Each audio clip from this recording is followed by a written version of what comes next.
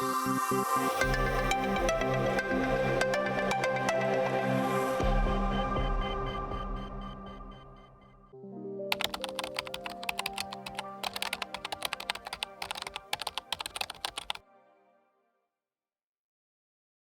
AI in 2030 is going to know how to do mathematics and physics and chemistry and engineering. And that is also the lingua franca with how we perform R&D in America. And that is going to cause a transformation and a booming of productivity of science and technology in America. I have coined a term. When you look at where we are in terms of the calculator, the marvels of word processing, AI is now a thought processor. I grew up during a time when there was a cartoon called The Jetsons. And George Jetson drove around in this autonomous helicopter, and the dog was a robot. But I was young enough to know that I would never in my lifetime think that that would be real. The bottom line is the Jetson era is here. Welcome to the Four Futures of AI. I'm Francis Rose. Across the federal government and state capitals, a single profound question is echoing. Will government shape AI's future, or will AI shape the government? To answer that, this four-part series brings to life a visionary framework developed by EY. They mapped out 4 distinct scenarios for the year 2030 to help public officials anticipate the coming waves of change. The desired outcome of this exercise isn't to predict the future perfectly with a crystal ball. It's about preparation and imagination. By exploring these futures, government leaders can build resilient strategies today to ensure they actively steer artificial intelligence toward the public good rather than just passively reacting to it. In our last episode, we explored growth, the slow and steady climb of efficiency. But what if the climb isn't slow? What if it's a vertical launch? Today, we enter the transform scenario. This is the future where AI doesn't just help us do paperwork faster, it does things we never thought possible. It cures diseases, it solves the energy crisis, it rewrites the laws of physics. This is the dawn of artificial general intelligence and the reinvention of government as we know it.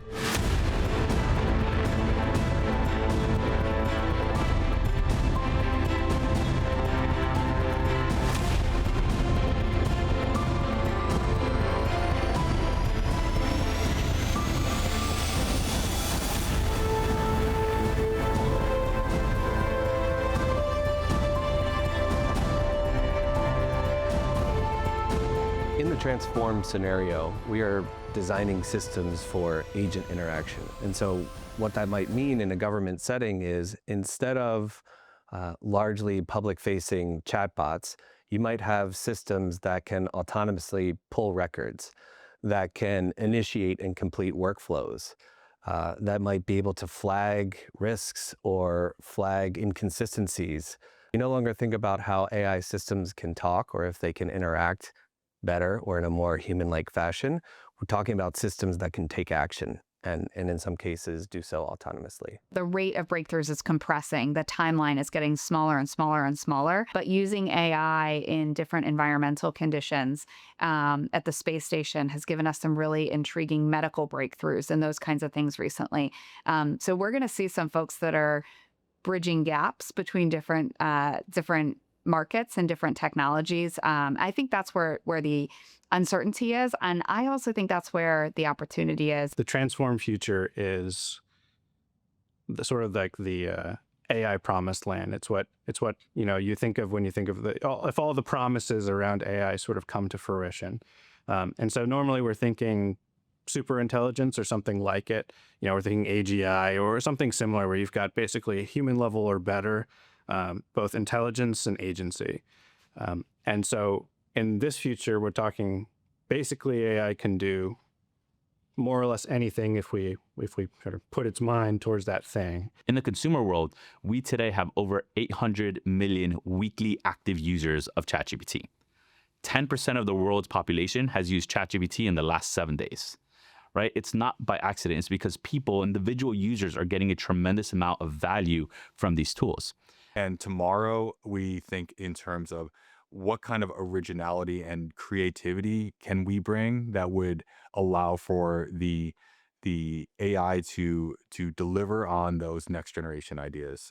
So I see it as a co-development in 2030. I see it as something that is kind of expected and in the background, and something that allows for us to think, to sit back, to take that walk, and to think about that new, bigger idea, that higher order strategic gaze that I think we all have in us, and something that ultimately makes us the human element of this ultimate intelligence that we're co-creating together. Then AI can't figure out itself to go and solve that problem. We have to have that initiative to say, I'm going to see if the AI can solve this problem. Otherwise, the limitation of what tech can solve will be our limitation. I think first and foremost, we have to recognize that, agentic has become this really incredible word that we're talking about. And essentially, it's the orchestration of multiple modules.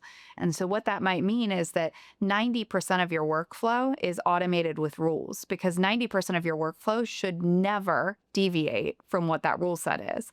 And 10% needs to be creative or purposeful for the context. And the humans that are sitting on the other side are government agencies that are serving these different purposes. They want to be using their time for creative tasks. Like they're telling us they want that time back. They want that capacity back, because it's cognitively really expensive to have to do the things that they're doing today in a way where they don't have the space to think about what they want to do in the future. When we want to talk about that next level of generative AI, and they throw these terms out called agentic, where it's not just what did you do today and summarizing a document, but it's actually able to sort of execute business processes. Microsoft believes in a multi-model future. There are millions of models available today, and there will be tens of millions of models available in a year or two. AI has moved from a area that only PhD level researchers can develop and deliver and play with, to a fundamental tool set that's integrated into every operating system around the world. There was a paper called The Agentic State that came out recently that looks at, okay, what are all of the different places then a state government or in a federal government or in public sector bodies more generally that can be improved or changed leveraging agentic systems, and it re-envisions sort of the art of the possible in that space. I think the answer is you go from human in the loop to sort of human on the loop.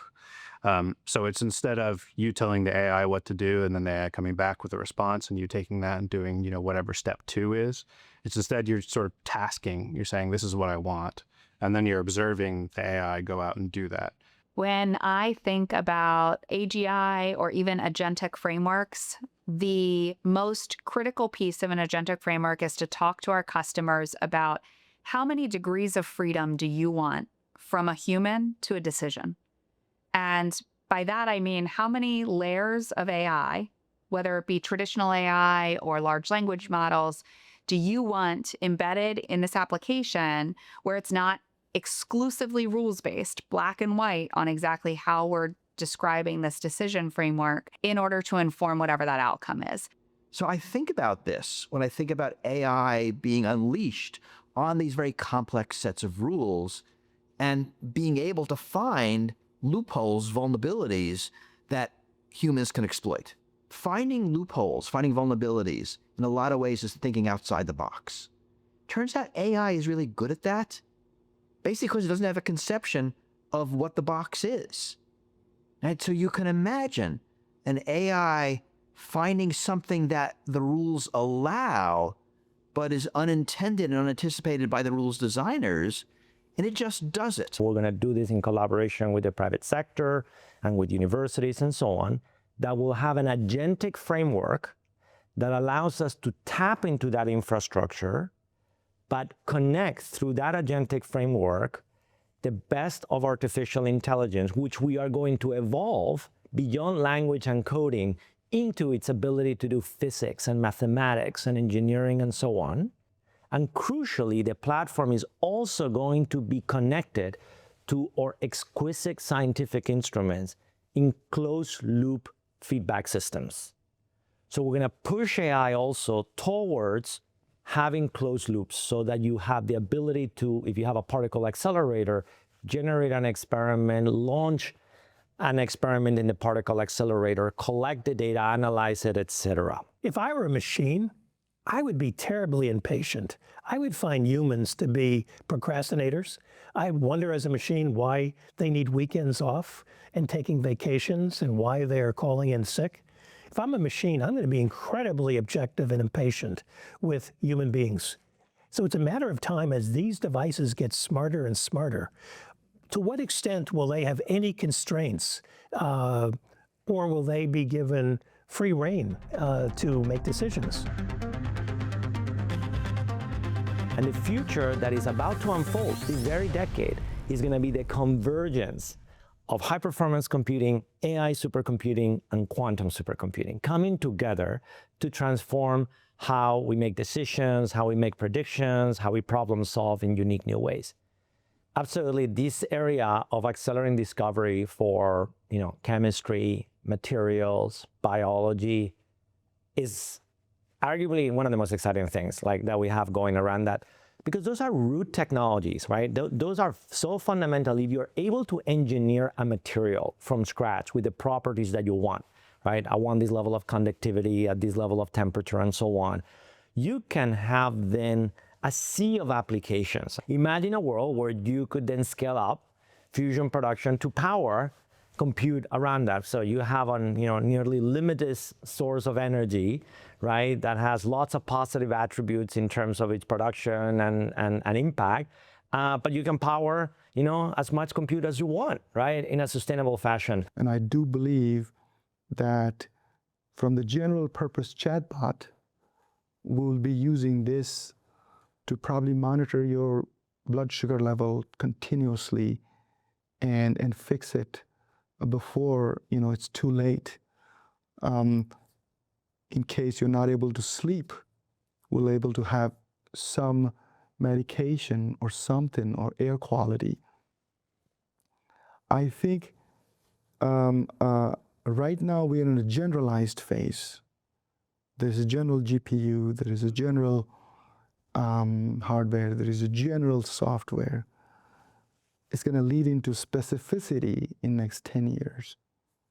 And the edge AI, for example, is going to be more powerful. Your cell phone probably will look very different. It'll be more powerful. It'll be able to do many things. So proteins are the building blocks of life, right? They are built with this string of amino acids, that create that functionality. It took 40 years of effort, right? Maybe 50 years of effort to catalog 200,000 proteins. Heroic effort. Then AI came along. And basically that problem was solved.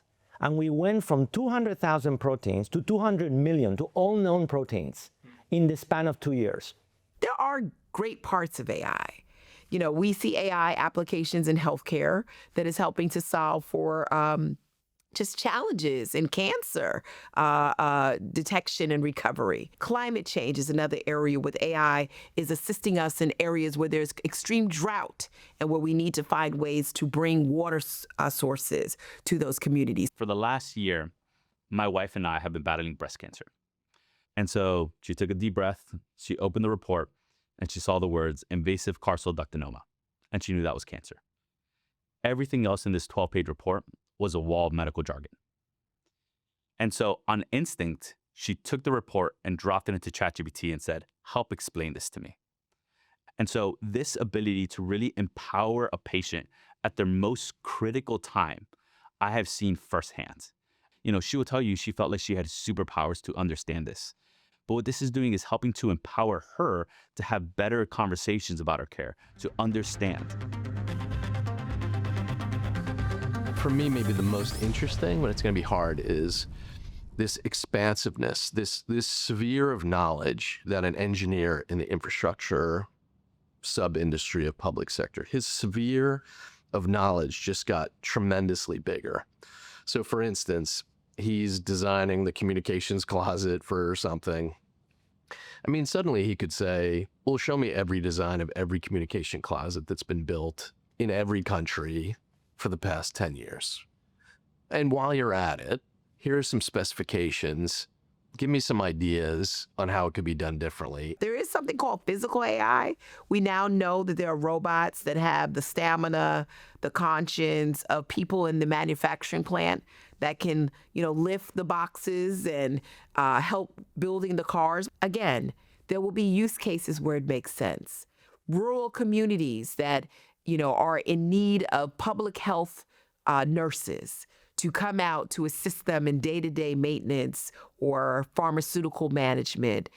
Perhaps it will be easy for a robot to be transported in an autonomous vehicle, 10 to 15 miles out from a major city or the major town to be able for someone to get their triage care or palliative care. Probably the application I'm most excited about are autonomous vehicles, which are already here in a select number of cities, San Francisco, Phoenix. And I think that's a real experience where people can really understand that this technology is about so much more than just that kind of generative experience, but really can improve safety, can improve convenience, can improve the way that we are able to get to different places and enjoy it with ourselves and our loved ones, and can also do things like help individuals maintain independence longer. I was talking to a company yesterday that's looking at building a cargo aircraft that'll be autonomous. I traveled out to California, went to a company that has autonomous 18-wheelers, and they're doing all local movements now.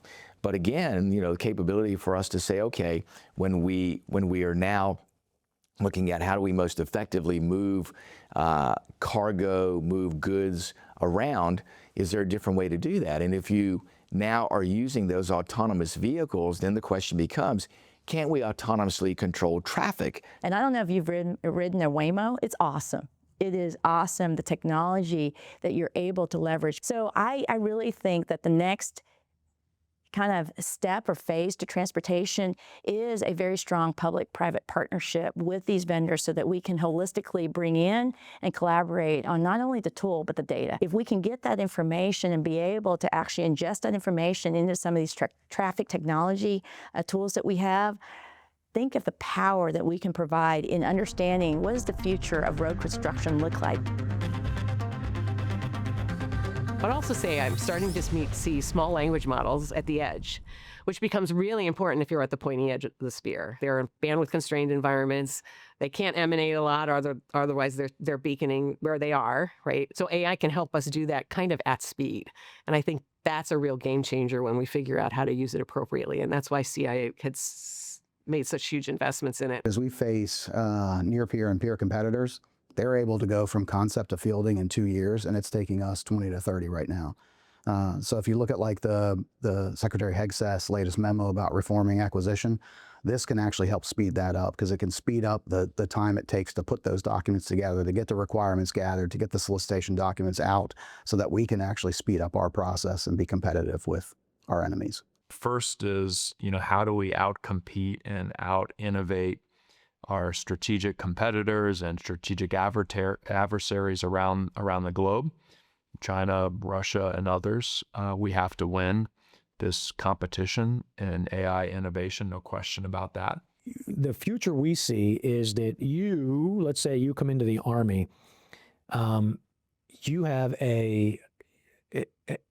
actually end up having your own AI agent assigned to you. So that AI agent, over the span of your, 5, 10, 15, 20-year career, it is learning from you. And then that agent is able to speak to your agent or someone else's agent. And those agents then can quickly synthesize, collaborate, and synchronize efforts and information that you've never seen before. We are addressing things like superintelligence, and folks go, well, what's superintelligence? Well, superintelligence is actually real, and it's the ability for these systems to progress beyond the human being. These systems, too, can learn at such deep learning capability that they can essentially take on a life of their own and go, no, the human being is wrong.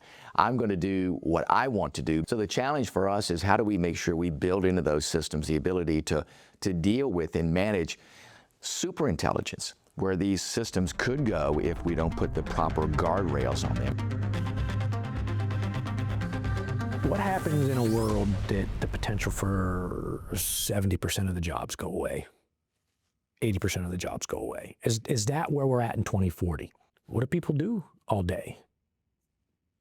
Where is the money coming from to buy food, to pay for housing, to do those things? Is this all government social programs? Like, what is that going to look like? And we see a lot of the talk just going on right now tied to, job losses and job changes.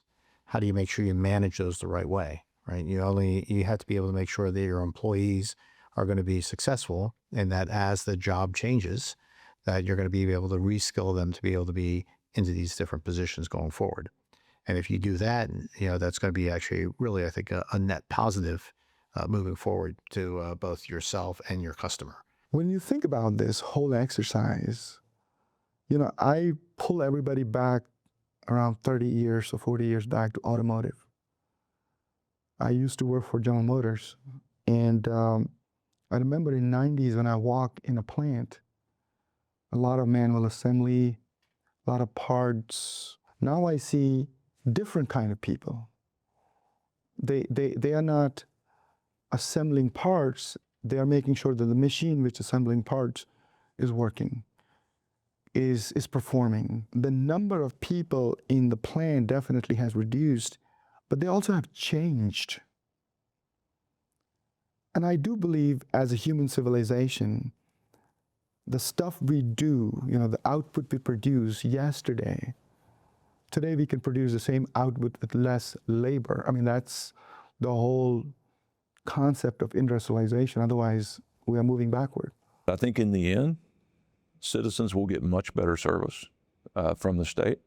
I think in the end, our employees can have much higher pay, more fulfilling jobs in many ways. And I think in the end, we're going to have the kind of information at our fingertips that we can do things for our citizens that they can't even imagine now, and in ways that are integrated and holistic. So our government will be much less fragmented, much more user-friendly, and I think have a much better workforce than we have today.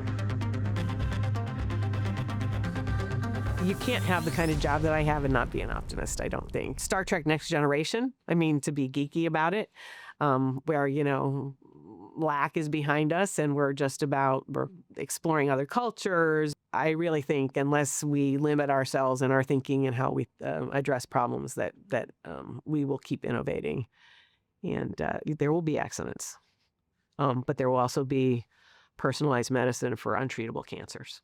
But I do believe that I have a hope that we will take the best possible out of this technology. And when you think about humanity, the service we do, the protection, longevity of our life, medicine, cancer, or protecting environment, all those things can be enhanced using this technology. The application will become more distinct and clear, and the applications are right in front of us. We deal with them every day. They're just going to get better, faster, more accurate. Everything in your life, every walk, every minute, your car will be different, your hospitals will be different, your medication will be more personalized, and so on and so forth. That's what I think will happen in the next 10, 15 years. I think in 2030, AI is going to have changed all of our lives. The tasks, the things we spent our time on that we viewed as non-value added, we won't be doing anymore. AI is going to do that for us, and we're going to be focused on the things that really we get the most value out of. So I think it's going to be a completely different world. We're going to be able to do so much more, have so much more impact in a shorter amount of time, enabling us to drive the most value within our jobs and have the most enjoyment within our lives. The rate of breakthroughs is compressing. The timeline is getting smaller and smaller and smaller. So we're going to see some folks that are bridging gaps between different markets and different technologies. I think that's where the uncertainty is. And I also think that's where the opportunity is. In the transformed scenario, the boundaries of what's possible are erased. We're curing diseases, decoding the universe, and rewriting the social contract.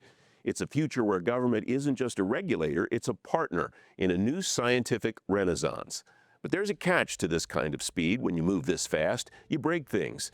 And if we aren't careful, the things we break might be the very foundations of public trust. What happens when people decide the price of progress is too high? What happens when society slams on the brakes? The future of constraint.